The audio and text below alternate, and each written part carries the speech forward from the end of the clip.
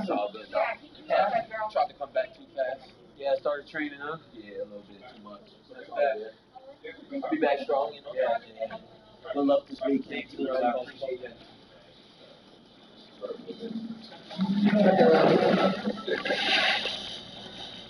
Ready? 1, 2, 3.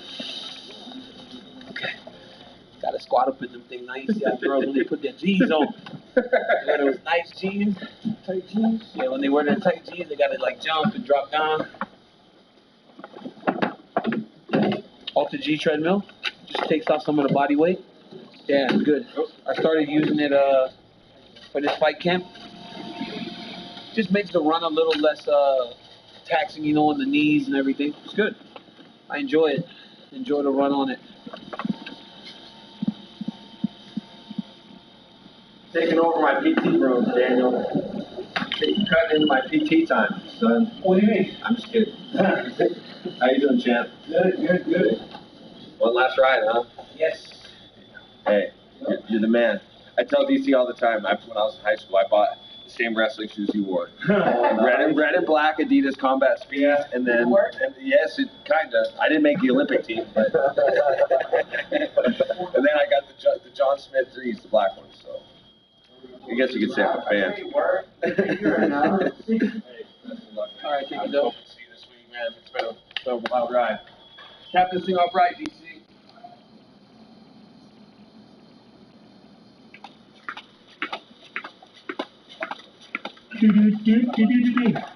Bobby, let me tell you something.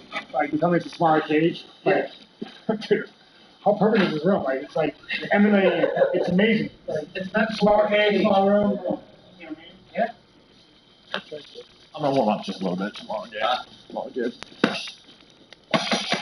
This is a little different than normal. You know, normally we'd be in a big cage and really do some situational type stuff, and unfortunately we're in this little 5x6 or 6x5 box. So, you know, we just have to work with what we got and you know, make a few modifications, but everything's been great. It's right on point.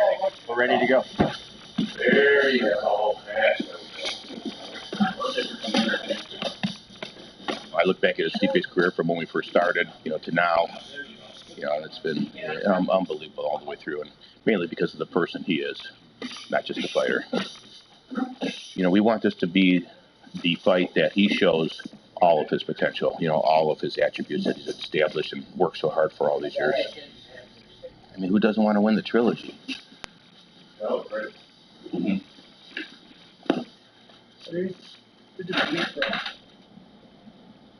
Alright, you ready? Sure. So I'm just putting them back together. Right now I'm making sure that all the fascia is moving, giving him complete range of motion. So he's ready. Not just to give, but to take. Don't gonna have too much thing. Yeah. Shape of his body compared to the last fight is 10 times better, more put together. Last time it was like on the glimpse of a couple of different places having injuries. No, the first time everybody's trying to figure out, like, is this supposed to hurt this much? Yeah. Yes. Yep. I feel it right there. I do. But now he feels like a fighter's supposed to feel when you taper down, your body's coming together. You just need a little retouch and, you know, kind of like that tune-up. Yes.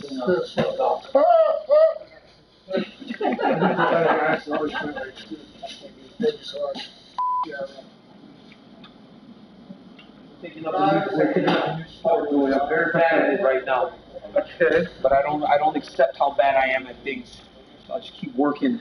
And I think the first step is to get some clubs. Huh? You been playing at all? I used to back in the day, and then I stopped. You okay with making a few swings? Yeah. Okay. Let me put some stuff together for you. Okay. We're just gonna kind of start off with something basic, just so I can see you swing a little bit. Yeah. Not bad. Okay. Terrible. Shut up. None of your buddies here offered to give you pointers and stuff? No, they just want me to continue sucking. They all want me to stay terrible. You guys still recording? Yeah, you want me to stop? At 56 miles an hour. That's how fast basically a lady was. Oh. I'm doing all this because I refuse to be worse than him. See him? Oh, no. Him. With the X on his back and the gold chain. Hey, stay here for a month after the fight and get lessons. Are you planning on playing a lot of golf or just going to the range? No. You learn to fight by fighting, and then you learn to play by playing. Oh my God, probably the best one I've done. That was a couple good ones back to back. So let's stop. Hey, look at this. Look at this. Show them the last couple, last two, the last three. You can come by anytime if you want to practice. Okay.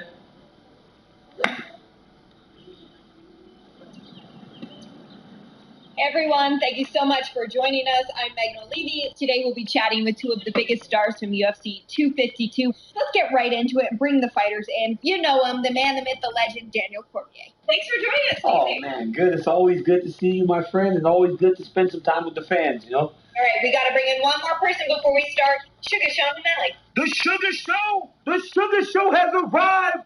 The Sugar Show!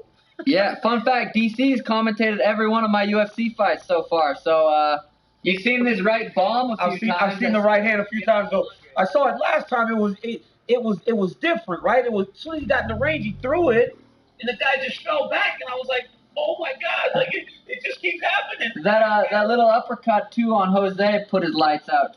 You know, Daniel, that's something I wanted to ask you about. What really do you see from Sean O'Malley so far? I see evolution. Right? I see evolution in his character. I see evolution in his ability to connect with the fans. Because everything that you do has to be truly organic. These people have to come to you. They have to feel like they relate to you. You got to stand out, and that's what Sean O'Malley's doing. Thank you, my brother. He's got to keep winning. That's the because thing. ultimately, that's the only thing that matters. And the reason it's all clicking is because he's winning, and he's winning in impressive fashion. So, Sean, this one from a fan. Everybody's saying you haven't shown anything on the ground, but we know you love knocking people out. So what will be more satisfying, a knockout or a choke against Cheetah? I love submissions. I love jiu-jitsu. It's my favorite sport by far. But knocking people out is the best feeling. And I think the fans, they do want to see a submission from me because I knock everyone out. But I think ultimately if I go out there and knock him out the way I plan, it's going to be way more exciting than if I go out there and choke him. He's called all your fights, like you said, and now you're the co-main event. I think Daniel asked Dana if I could be the co-main, if I heard right. No, it's just. Yeah, no, this is a legendary card. Every time I fight, I'm always the main event in my head. I'm the main event. So to be on this one, I feel like, the main event is Cormier and Stipe, and it's crazy I'm on this. I was walking around my pool. I got out of my cold plunge, and I was freezing. I was walking around my pool last night, and I started laughing a little bit, like, the most legendary trilogy fight of all time. So, yeah, this is... Legendary. This is amazing. Let's go. That's the word. Legendary. Let's do this. Just roll right out this time. So let's do this You like here. running style or? This would be the dipping sauce for that, okay? Whoa. Giuseppe's with the Sandro family. Hey, Giuseppe. Nobody better. We've been best friends since we've been 9 years old. Wow. It's unbelievable. I miss him days out in Vegas, but at least we get to see him. Today we just said hello through our masks, but maybe after. There's a special relationship and bond develops going through this day after day, month after month, year after year that makes people very close. Our coaches are absolutely unbelievable. We're all very close, and to go through all this together is unbelievable. How about it? Take it away, my friend. In the name of the Father, Son, Holy Spirit. Dear Heavenly Father, I thank you for bringing us together today, Father, for this journey that you put us on. Now I pray to you for this team and this night, and I thank you in Jesus' name. Amen. Amen.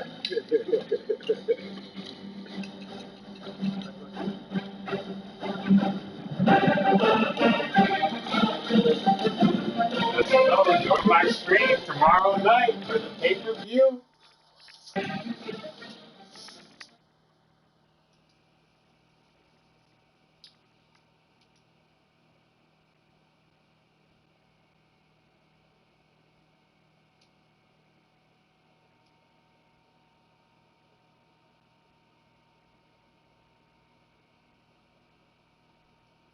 Episode 5.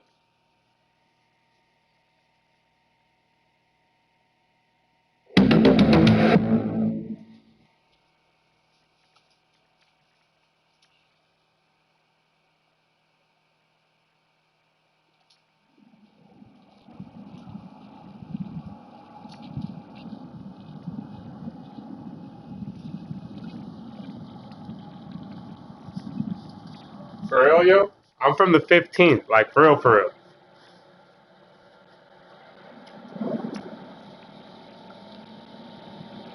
What is this thing? It's ruler. For your back? I've only had a couple beers, man. I was trying to be sober for my birthday. So nice. Tell your brother I said happy birthday, bro. Much love, much love.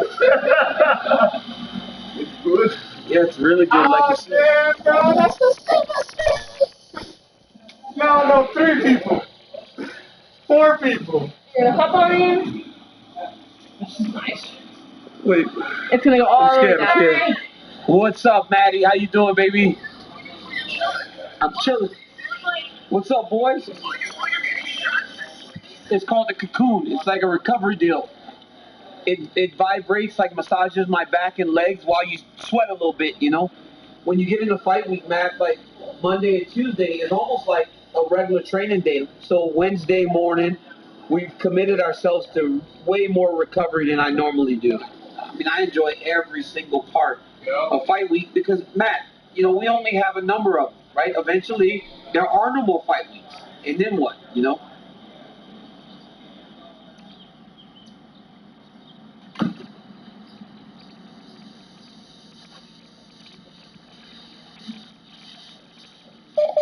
We now welcome former UFC heavyweight champion and number 5 ranked contender Junior Dos Santos. This will think about the greatest heavyweights of all time. Where do you put your own achievements on that list of greatest ever heavyweights? Yeah, I'm very proud of my career. I'm very proud of everything what I did on this sport. And like they're saying, this guy, the winner of Miocic and Cormier will be the best UFC heavyweight ever, you know. Just for now, I agree with that, but just for now, maybe, maybe no. As soon as I get there, we'll change that. And then you're gonna be in that chair.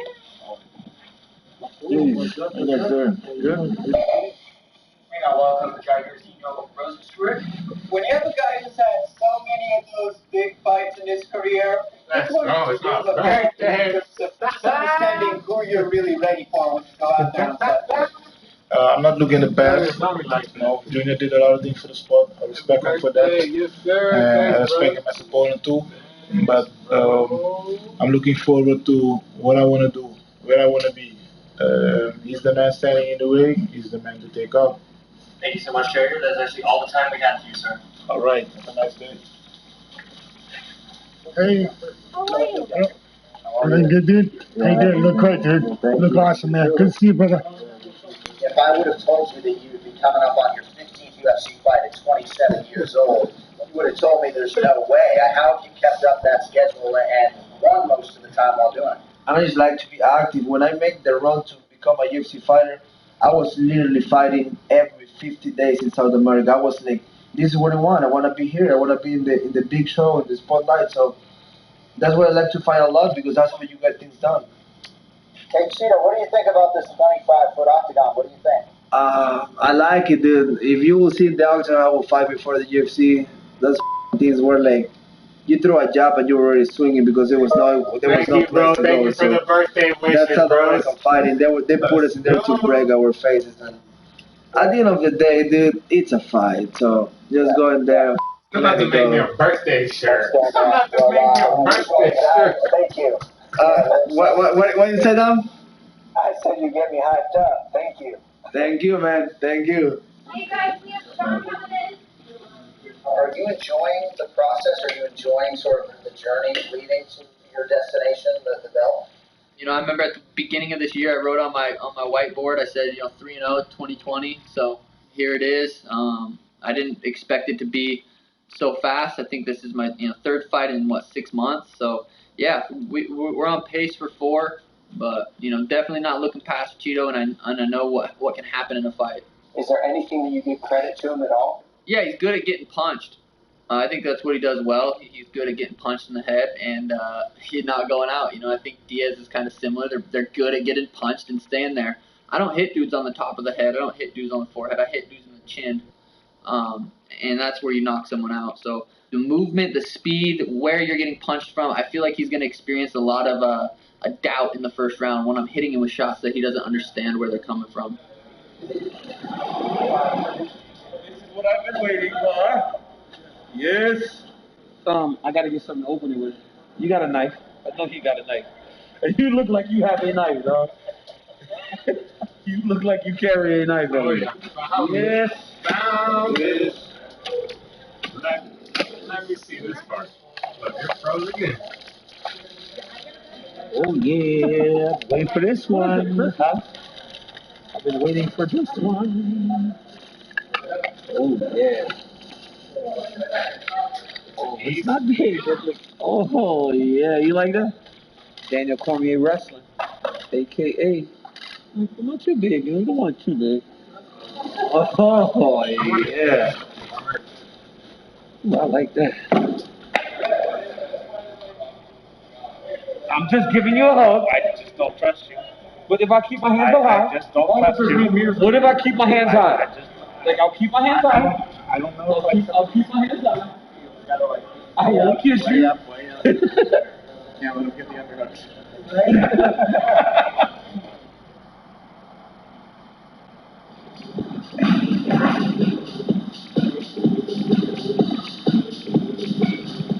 Kung Fu. Probably gonna do some Kung Fu. That's the most important thing to focus on for this fight. Now we're gonna do safe. We're gonna get him moving. Obviously, some mitt work, a couple hugs, home of the day. It's pretty cool, you know. The guy called me out. He wanted a little bit of me. That means, you know, he want to take my spot. I'm prepared, I'm ready, and I'm ready to go to deep waters and have fun, you know. Bleed, no bleed, tired, no tired. I'm ready to go. So Saturday night, the cage is gonna be locked, and I'm gonna let the guy go.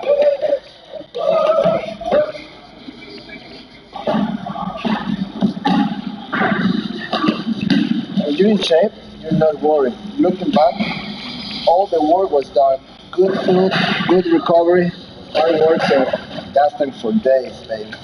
When you're ready, you're flying. Is that him? Oh, there he goes. In for the cameras. We got his opponent. How many more days? 2 more days? Thursday, Friday, Saturday. Lay down, baby.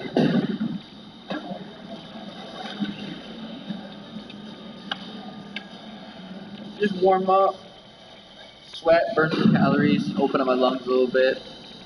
Nothing too crazy. You know, I train so hard to go out there to fight for 15 minutes, so, you know, it's a love-hate relationship with the first round knockouts because I love watching my fights back.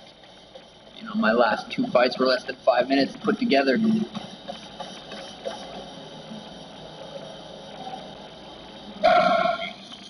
not going to bite down on my mouth guard and go headshot for headshot with it. I don't get hit. I don't like to get hit. It's not the plan. I'm not going to get hit. When you look at him versus my skill, Let's spin. and I'm just better. Body kick 3-2. Yeah. Told ya. Bum, bum. I saw Cheeto here tonight with both his striking coaches, and I think Perillo's putting a lot of false confidence in his mind. And if that's his game plan Saturday night to come strike with Sugar, he's going to get knocked out pretty quick. Fastest motherfucker in the world. Baddest motherfucker in the world. Unbreakable. Boom. First round knockout, you can't complain. You know, if I knock him out in the second, third, doesn't matter.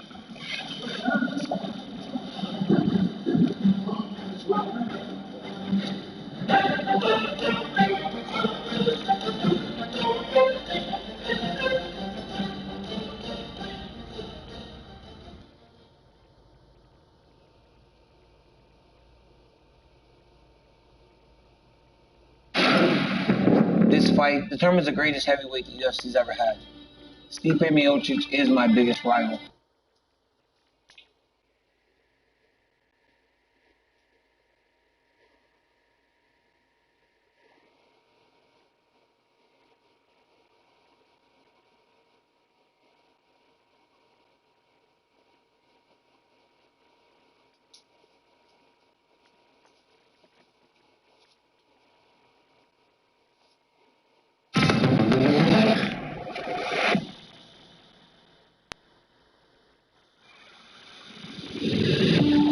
There's a lot of reasons why I wanted this fight. The only reason I'm fighting again is to fight a guy that beat me, and I beat him. This will be the only time that I ever step foot in the octagon. It has to be Steve. No one else will. I'm not gonna let him do that. I'm not gonna walk away because I can't compete anymore. I want to leave my legacy intact. I'm better fighter. I go out there, I'm just gonna do what I do, destroy him. I want my legacy and my memories to be left as they are.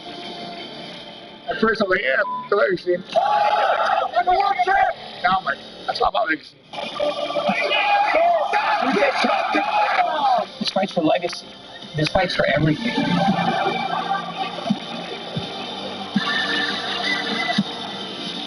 This fight determines the greatest heavyweight the UFC's ever had. August 15th, you hear and new again.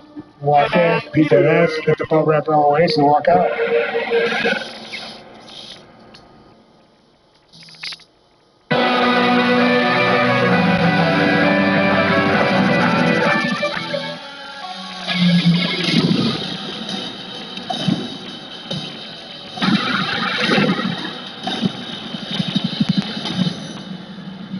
You are looking at beautiful Las Vegas, which is getting ready for a loaded 11-bout card coming right at you this weekend. It's UFC 252 back in the desert, where two top heavyweights, Daniel Cormier and Stipe Miocic, are ready to rumble for their third showdown after splitting their first two encounters. Hey everyone, welcome into your UFC 252 pre-show. I'm Antonita Collins, and there he is, Chael Sonnen. How are you, my friend? I am awesome, Tony. There's nothing like a championship fight, and there's nothing better than the heavyweights. Oh my god, and they are talking. Both DC and Miocic have said that they're the better fighter, and both say they are ready to back up their words Saturday. UFC President Dana White says this fight will decide the greatest heavyweight in ultimate fighting history. So, big words coming from all sides. Let's take a look back at how we got here. The baddest man on the planet has always been considered the heavyweight champ of the world. So for me to go up and try to fight as the smaller guy, it's a big ask. But I feel like the matchup is good for me. What can I do to ensure that every time people talk about the greats, they mention Daniel Cormier? And still, nothing's gonna change. I would keep repeating myself. Nothing's gonna change. Never before has a UFC light heavyweight champion moved up to challenge the active heavyweight champion.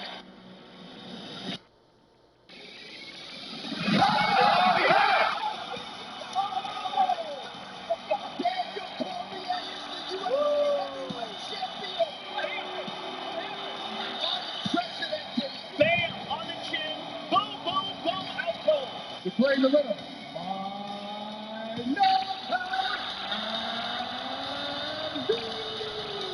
I never knew what I could become. I'm a two-division champion, baby! You got a lot of. He's a good fighter that's going to make adjustments tonight and put to sleep. But that does not mean he's going to win the fight. I just don't like people acting entitled. He could have beat somebody else. Then maybe people would be more interested in him and I fighting again. Because their last memory is him sleeping on the floor of the octagon and me standing on top of him. You definitely got me on the fight. Make it happen. Let's see what kind of part I'm in. Stipe Miocic making the walk here. He's been very dismissive of DC's Enjoi. against him. He has called Everybody pull up on me. and he can put all of that to bed in the large weight tonight.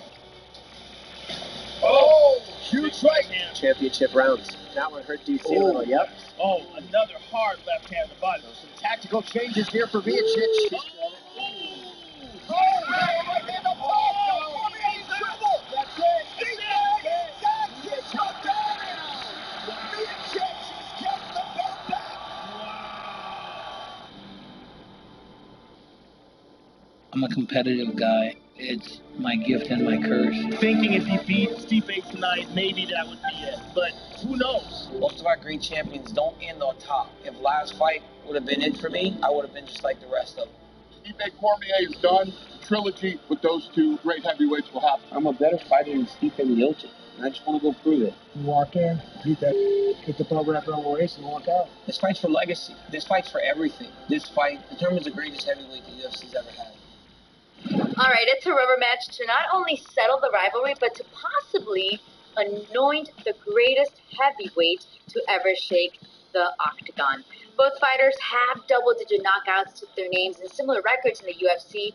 Cormier comes in with an edge in title fights with 9, but the reigning champ, Miocic, has 9 performance bonuses to DC's 5. All right, Jill, so mentally, when these two big men stand across from each other in the octagon for the third time in as many years, how can they bring any surprises when both fighters know each other so well? I'll tell you, one thing that makes for a great athletic contest is when both sides truly believe they're going to win, and that's exactly what you have here. Oh, and by the way, why shouldn't they? They've both done this exact same thing against each other, and they both won. This is a true trilogy. This is a very rare spot that we get in sports. I mean, this is what some of the great legends are made of, where both of, we've seen 3 fights between 2 guys because they were fun. Not where they split. It's very unique, particularly within the UFC. And when Dana White comes out and he's talking about whoever wins this is the best ever, it's very hard to say that you disagree with that statement. I mean, largely that's just an argument to start with. So now if you have the most influential voice in all of the industry sharing his opinion, it appears to be very real. Look, one thing that Stipe said after the first fight, and we talked to him.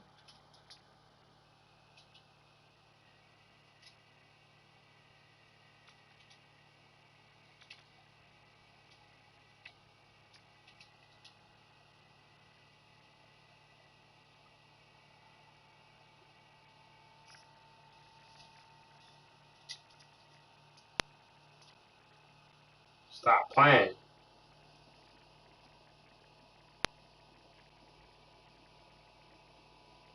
Hey, you trying to take me offline?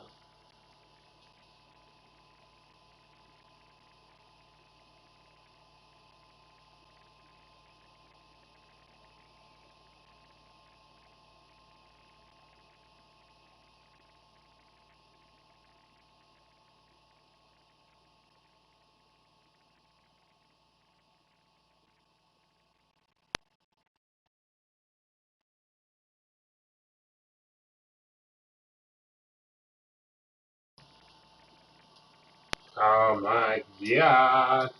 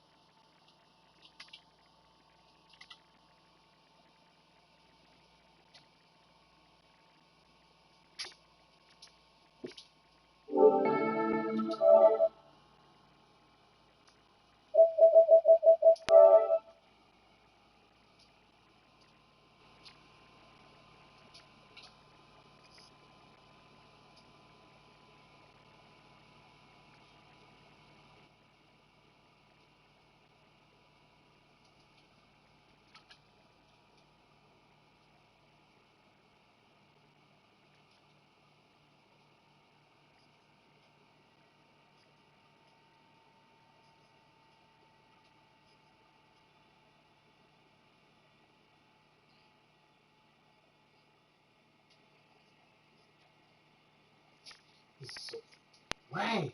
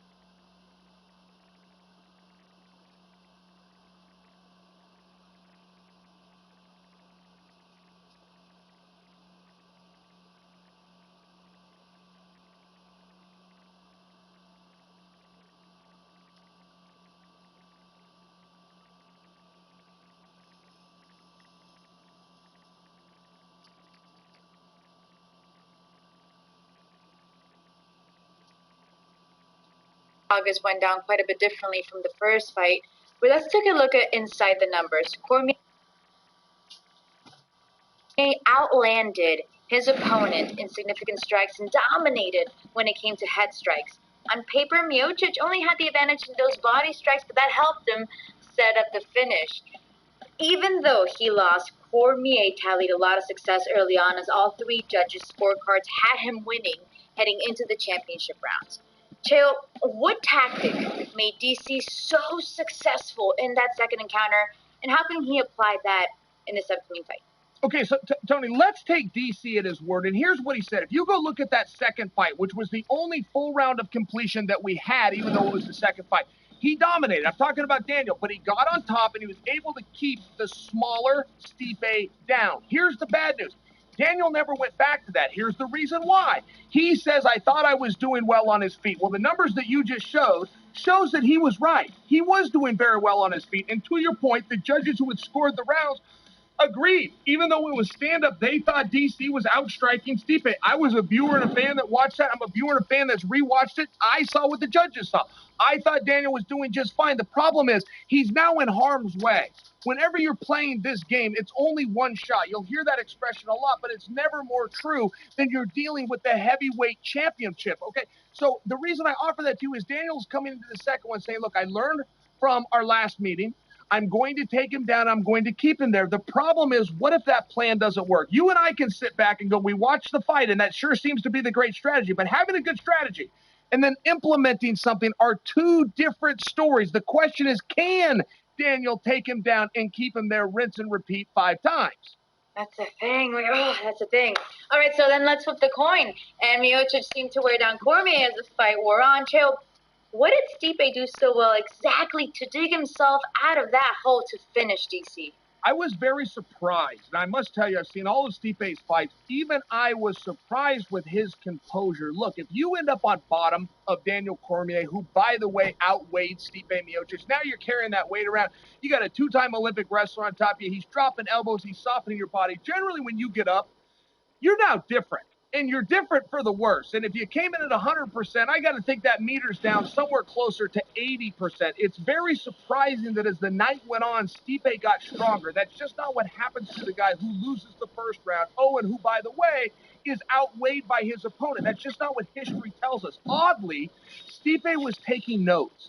He was learning. It's what we call eyes in this business, where you have good eyes and you know how to slip and you know how to fire back. But sometimes that takes a little bit of time. That doesn't just come right when you get in there. There's a reason we call it a feeling out process. Stipe took a little bit of time to learn, but around minutes 16 and 17, he started to see this body shot. He started to see how he could switch his stance from orthodox to southpaw, stopping the takedown of Daniel Cormier that cost Stipe in the very first round. It was amazing to see Stipe learn to take notes and to stay composed while in such fire. Yeah, to have that discipline. It's honestly going to be super exciting to see what both fighters have cooking in their game and their plans for Saturday night. A little later, Chael will be back to give you his pick for the rubber match. The run-up to the capstone of Stipe Miocic and Daniel Cormier's epic trilogy tops the UFC 252 main card. Action starts at 10 p.m. Eastern exclusively on ESPN+. Go to ESPN+/PPV to buy. We'll also get to see a battle of heavyweight knockout artists as former champ Junior Dos Santos takes on Yorsinio Rosenstrike. In the co-main event, it's a battle of up-and-coming bantamweights as number 14 ranked rising star Sean O'Malley takes on Marlon Vera. The 25-year-old Sean O'Malley is coming off an epic walk-off knockout at UFC 250 and looking to stay undefeated. Like O'Malley, many fighters have started 4-0 in the UFC, but there's just something different about the man who has dubbed himself the Sugar Show. Welcome to the Sugar Show. It's time to buy stock in Sugar Sean O'Malley. Where'd you get these? Crackheads from Craigslist. Welcome to the Sugar Show, everybody! Sugar Sean O'Malley is the UFC's fastest rising star. He's only 25, but already 4-0 in the UFC. You know who else was 4-0 at the age of 25? Current UFC lightweight champion, Khabib Nurmagomedov. Khabib Nurmagomedov! Wow! O'Malley has 2 first-round finishes in his first 4 fights, reminiscent of Ronda Rousey's start in the UFC. First round armbar finish for the champion, Ronda Rousey. But it's more than just the wins and the stats that make O'Malley must-see TV. Sean O'Malley has it. I'm looking for somebody who has that thing. Sean O'Malley is that thing. This is my show. I freaking love you, Joe Rogan. O'Malley has the poise to rise up in the biggest moments. Think Luka Doncic burying a shot in crunch time. Luka! The best walk-away KO I've ever seen. That was worth 100 G's. His creativity, his skill, right up there with reigning NFL MVP Lamar Jackson. Lamar Jackson is a cheat code. He breaks the code. He can do whatever the hell he wants to do, whenever the hell he wants to do it. I feel like I have a lot of tricks, a lot of sweet setups that I have that are going to end in knockouts. And his style and fashion sense would make even Russell Westbrook do a double take. Grab your popcorn, everybody, because Saturday night at UFC 252, you won't want to miss the next episode of The Sugar Show. Getting us ready for this exciting co-main event is our very own ESPN MMA reporter, Brett Okamoto. Brett, Sean O'Malley is undefeated at 12-0, and his eyes are set on superstardom. What have been the keys, in your opinion, to his high rise through the UFC?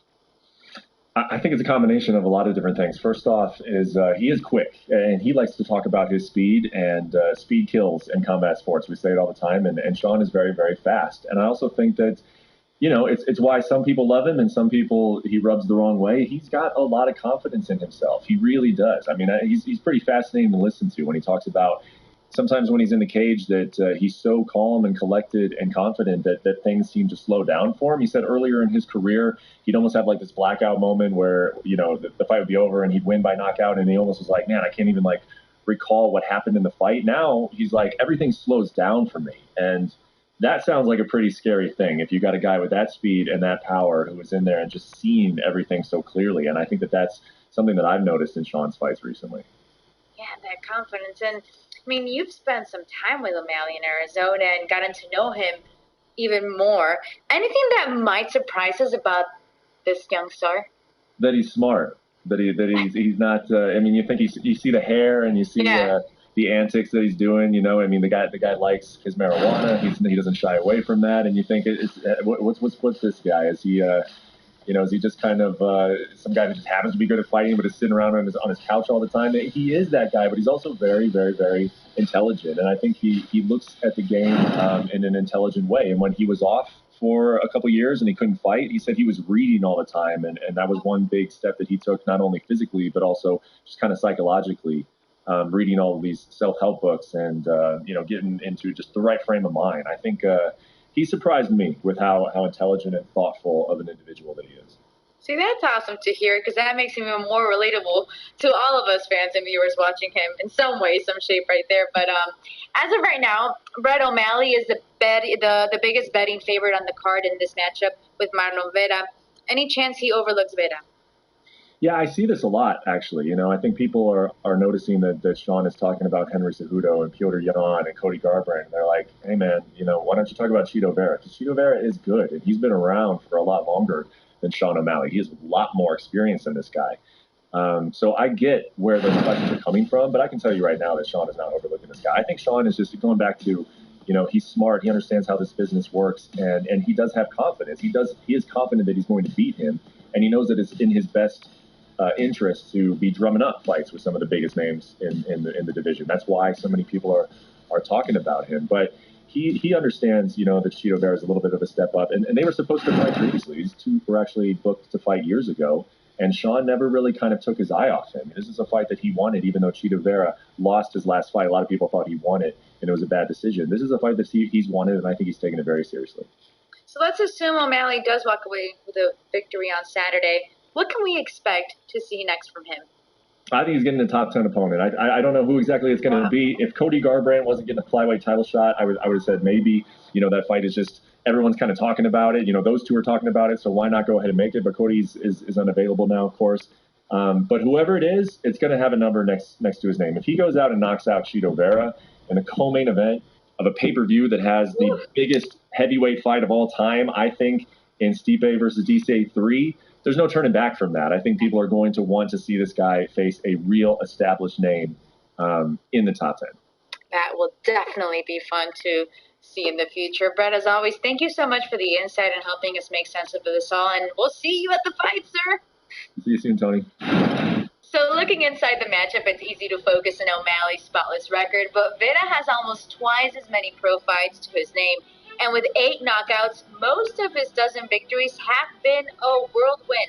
On the latest of Unlocking Victory, Dominic Cruz and Gilbert Melendez break down how O'Malley uses creative spinning attacks and how Veda can counter to pick up an advantage.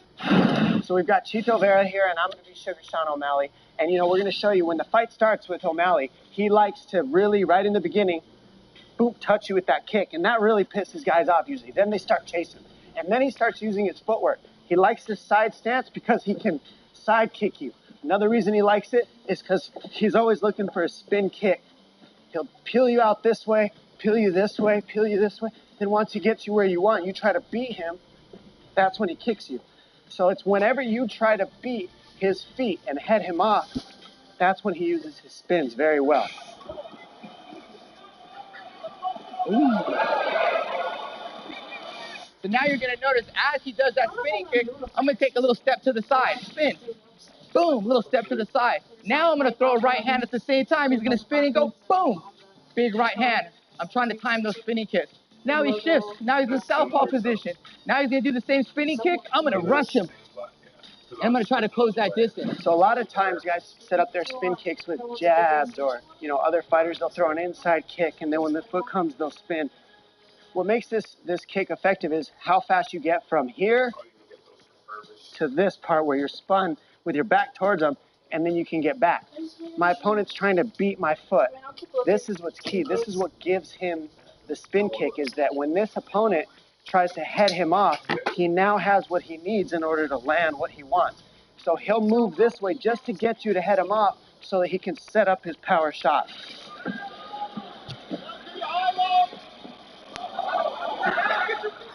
He'll do the same thing with his left hand. He'll come this way, then he'll move this way, and now that you're moving towards the left, when he fires it, your power multiplies the shot. So he does this with his left hand, he does it with his spin kicks, and realistically, he does it with his footwork and all his strikes. Once he gets you chasing him, he's very lethal. That is good night, Irene. That is freaking brilliant. How good is this kid? My word, what technique. For more breakdowns, check out Unlocking Victory, streaming now for UFC 252 and available exclusively on ESPN Plus ahead of every UFC pay-per-view event. This week's co-main event will spotlight young rising stars in the sport. But for Daniel Cormier, Saturday night will be a passing of the torch as he's made it clear that this will be his last fight in his illustrious career. The man known as DC has lived and breathed what it means to be a fighter throughout his life. It's an incredible journey for a young wrestler who grew into being one of the greatest MMA legacies the sport has seen.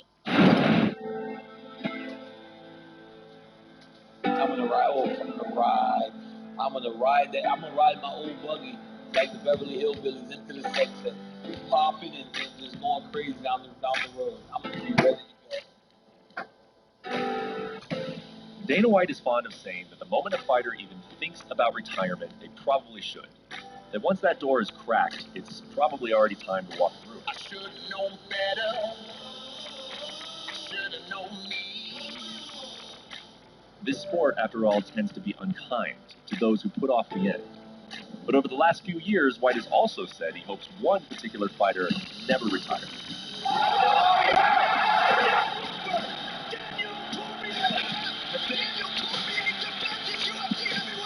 It's not hard to understand White's sentiment. Daniel Cormier is one of the greatest combat athletes of all time. He was a 3-time high school state champion wrestler, a junior college national champion, NCAA All-American at Oklahoma State University, 2-time U.S. Olympian. A decision was made.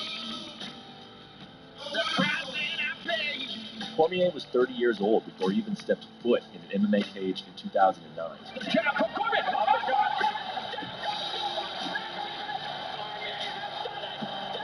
in less than 3 years, he won a Strikeforce Heavyweight Championship against an opponent with nearly 4 times his experience. The Strikeforce Heavyweight World Grand Prix Tournament Champion. Cormier's career took a massive turn in 2013 when he signed with the UFC and eventually chose to drop to light heavyweight. That decision put him on a collision course with John Jones in what proves to be one of the sport's greatest rivalries. Cormier would ultimately challenge Jones twice and come up short with this. I don't even know what happened. Was he a kick in the head? Oh man, that was so disappointing.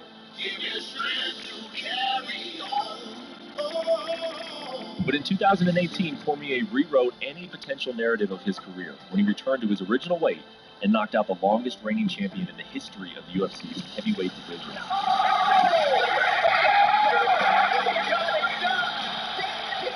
At 41, Cormier has said Saturday's trilogy against Stipe Miocic will be the final chapter of his storied career. And as much as the world of combat sports can't wait for the fight, there's a certain level of dread along with it. No one can fight forever, but we sure wish DC could.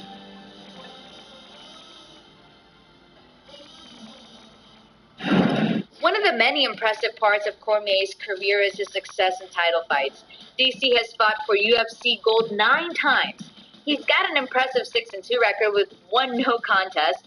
Saturday night, DC will look to avenge one of those title fight losses and become just the 3rd fighter in UFC history to have 3 separate UFC title reigns.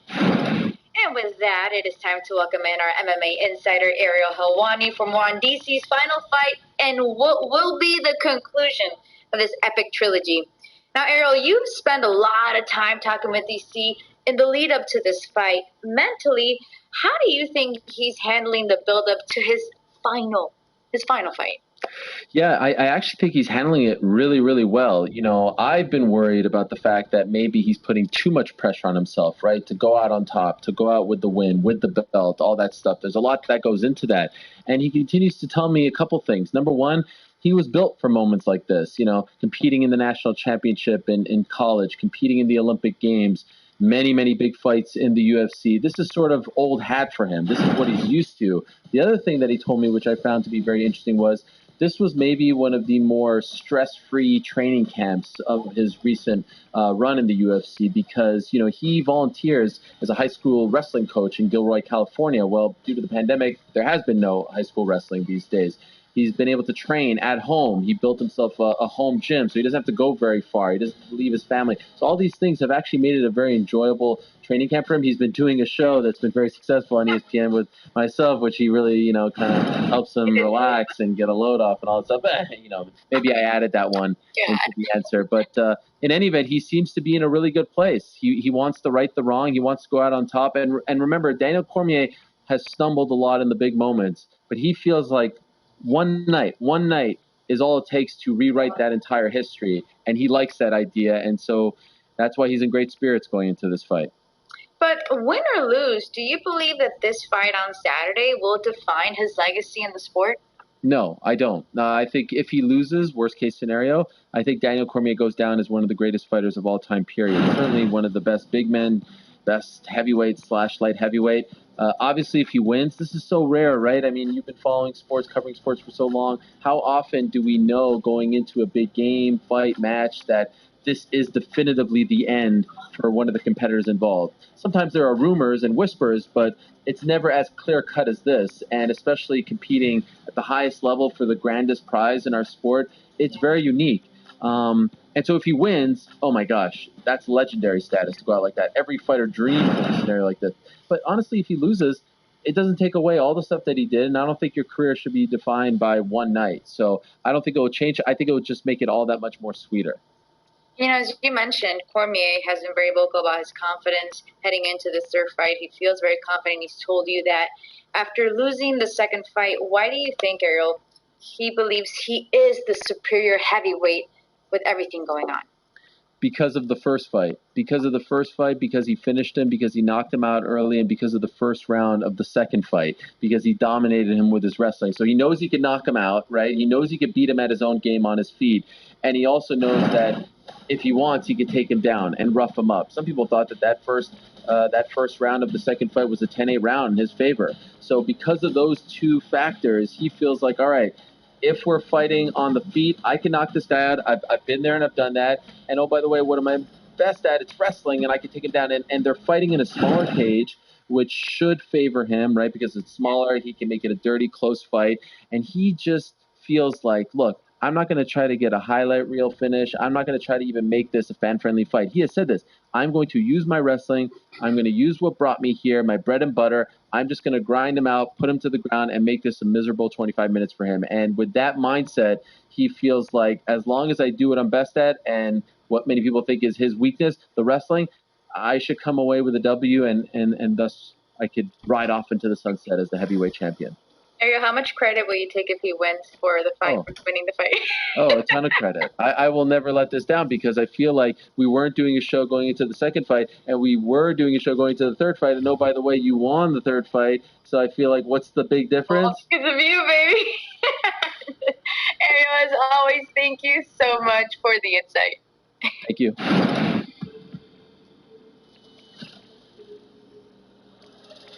With two title holders battling for the heavyweight belt, 2018's UFC 226 was a sure thing super fight.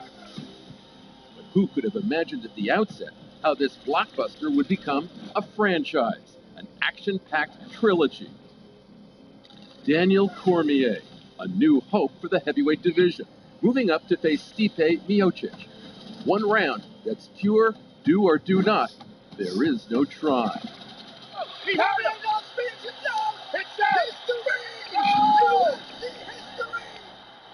A right hand, making DC a marvel, leaving Stipe battered but not broken.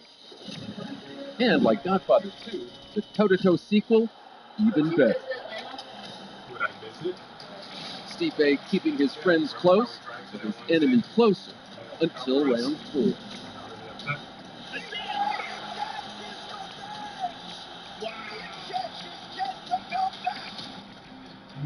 Now comes UFC 252, the third of the trilogy. And this thriller's got a flotilla of ship-shaped storylines as these champions go back to the future. Where they're going, they don't need roads to settle what they started more than 2 years ago. I'm really fired up about a chance to make history. This guy's a great champion. Every fight's a great fight. Like, transmission like an amazing fight. No point drag. When the two towers meet again in the Octagon on August 15th, with one king to rule them all the Tolkien stops, the action begins. One factor we haven't explored in the run-up to Saturday night's rubber match is the Octagon itself. The stage might not be any bigger, but the Octagon will be at the UFC Apex in its 25-foot cage, 5 feet smaller than both the previous matchups between Miocic and Cormier. DC says that will play into his game plan on using the Small cage, single leg.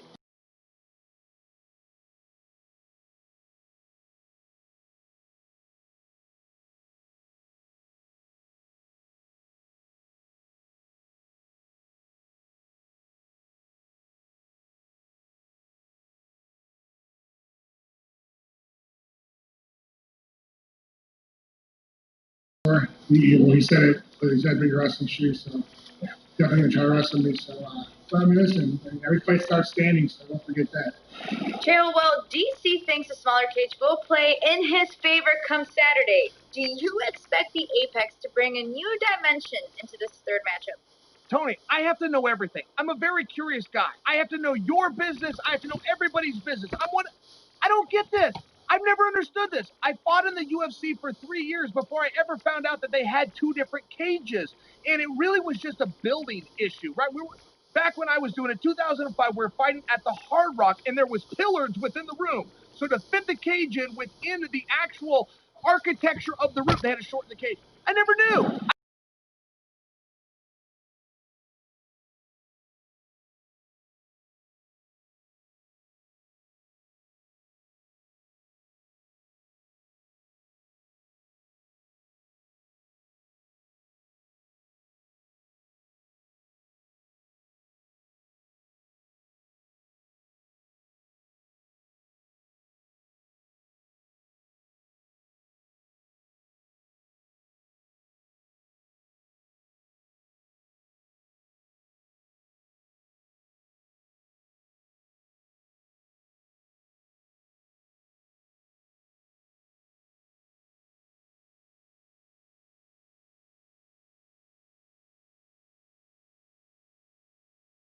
if it's a great big or a small atmosphere, we only have a maximum of an arm's reach. Tony, I don't get it.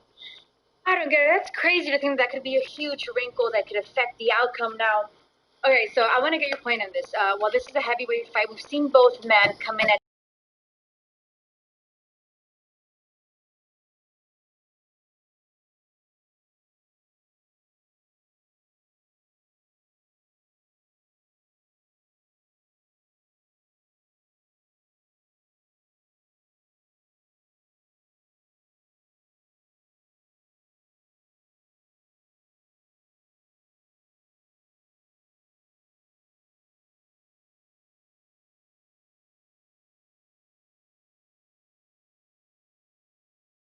Mike supporters are going, Mike, how are you possibly going to train in Hawaii? There's too many distractions and it's too beautiful.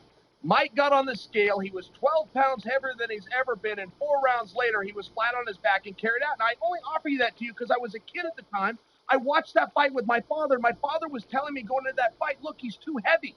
He's heavy because he can't move around. If he would have been training right and eating right and sleeping right, he wouldn't weigh that much. It's simple physiology. I was too young to understand what my dad was telling me. But when I grew up, I can look back, and it's a very real point. And yes, the number that scale reads, particularly within this division, is extremely relevant to their fitness level. And Daniel Cormier has been very open to say in the second contest, I got a little bit tired. Now, you get tired by carrying too much weight around. So, yes, to your point, that weigh-in does matter. There's a reason Dana puts him on the scale. And, Tony, this is the reason. man. All right, Chael, we've reached that point of the show. It's time for you, compadre, to tell us who will come out on top. Daniel Cormier is going to be the new champion, and I got to tell you why. Listen, he has put himself in a position which is all of his chips are in. He has said, this is going to be my last fight. I was with Daniel in 2001 as a viewer when he wrestled Cael Sanderson for the NCAA championship. Daniel came in second. His eligibility within the NCAA was done, and that has haunted him to this day. He made 2 Olympic teams. He's won UFC championship, and he regrets that match. This is a guy who is not going to want to go out with a defeat. And anybody that hears he's going to retire after this and believes he's 1 foot in and 1 foot out is hearing it wrong. He is all in, and I believe that is going to make the difference. I think we got a long, drawn-out fight. I got to tell you, these guys are burn some calories. Ultimately, Daniel Cormier. I love it. Well, there you have it, folks. That's Chael's pick, but you can make your own and challenge your friends in ESPN's UFC 252 Pick'em. You can play it for free. Just head over to ESPN.com/UFC. Chael, thank you so much for helping us break everything down. What else do I have to do, girl? Good to talk to you, Tony. And remember, everyone at home, look no further than the ESPN family of platforms for all your coverage ahead of Saturday night's main event. At 1 Eastern, check out a special edition of UFC Live over on ABC. Ariel and the Bad Guy will be going live at 6 p.m. on ESPN's MMA YouTube channel. Prelims happen at 7 p.m. on ESPN, and the main card goes live at 10 p.m. exclusively on ESPN Plus. And you will find all the highlights and reaction immediately after the matchups right here on ESPN Plus. Enjoy the fights.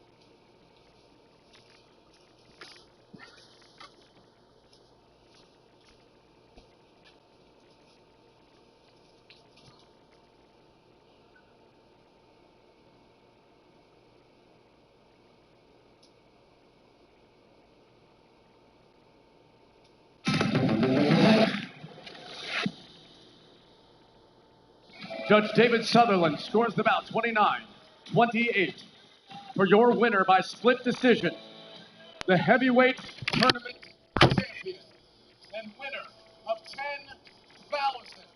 out of the blue corner.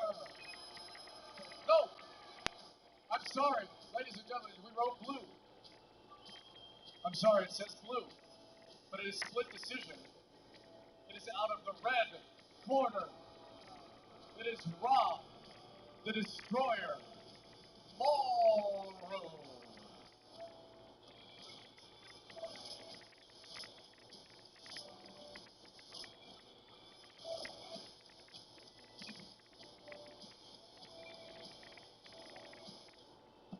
This fight, him was the greatest heavyweight the UFC's ever had. Stipe Miocic is my biggest rival. It was unfinished business.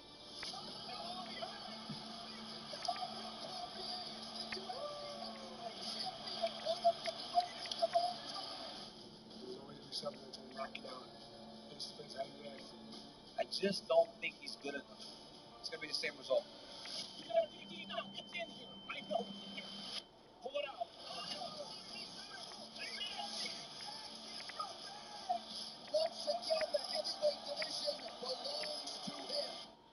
It doesn't get bigger. The trilogy fight for the heavyweight championship of the world. Walk in, beat that, keep the belt wrapped around the waist, and walk out.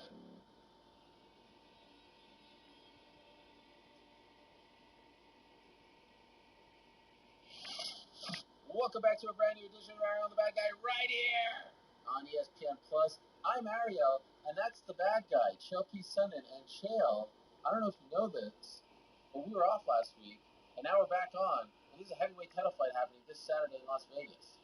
As Dana would say, it's fight week, baby. I gotta tell you, I'm fired up. There's nothing like a pay-per-view, and there's nothing like the heavyweight championship. Yes, the biggest prize in all of combat sports. Remember when Dana used to say fight week, blog week? Remember that? Sure. Good times. You know, I always thought this was like the telephone sign, by the way. Chuck Liddell used to work the pinky thumb. I always thought that was the Hawaiian thing. Yeah, like call me. Yeah, or call me. Call me. Round one. Here we go. Round one. This weekend at UFC 252 with the rivalry split at one apiece and the heavyweight title once again on the line. Chael, who do you believe has the edge heading into the rubber match? Stipe Miocic or Daniel Cormier? Come on, Helwani. You got to hear me out on this. I can't answer that. That's a one-word answer. Stipe, DC. No, excuse me, it's not. And the only thing more fun than watching this fight is talking about this fight because, listen, Helwani, you have the same two guys at the same in the same weight class under the same rules fighting for the same championship, but they've already done it twice before. We got vastly different results. The definition of insanity. Doing the same thing over and over and expecting a different result. Excuse me. This one, not only do we expect a different result, we've already gotten it. So now you come down to the intangibles and let me lay them out for you. First off, is the size of the cage. I don't know a darn thing about this as a competitor. I don't know a big cage from a small cage. I don't know the difference between the fence, the ropes, a platform, or behind the alley somewhere. I just don't know. I hear it from other people, and in this case, I'm hearing it from the champion, Stipe, who's saying the smaller cage is going to favor his opponent. I guess we have to store that away somewhere. Yo. Mm-hmm.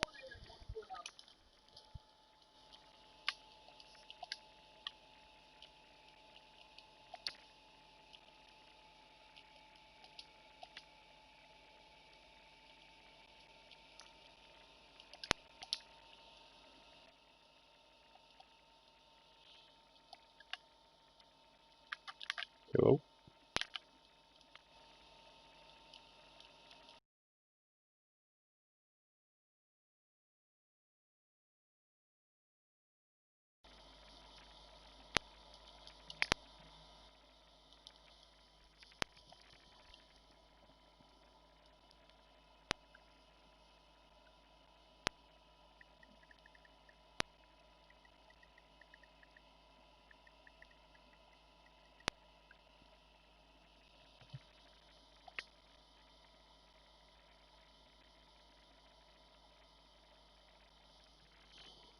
That's not a very good sign. But don't forget,